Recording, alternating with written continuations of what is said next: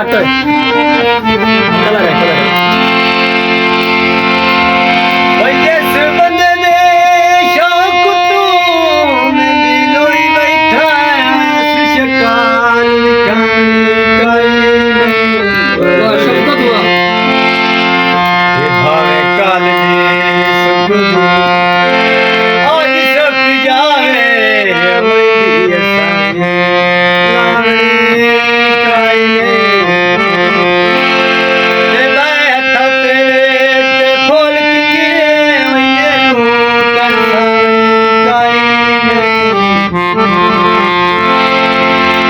लाड़ छिकते गार से वने उडुई मनावणी काई वाह क्या बात क्या बात शौक नियाली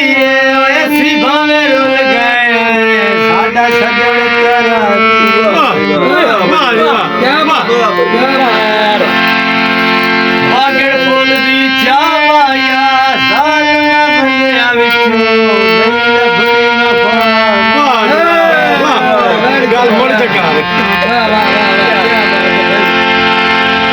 अपने वहाँ थोड़ी ऊंची रख ना आवाज ऊंची रख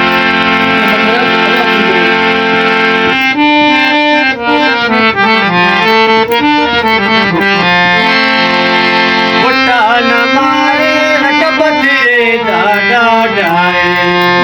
सट गत काले दम पक्का तू आ जा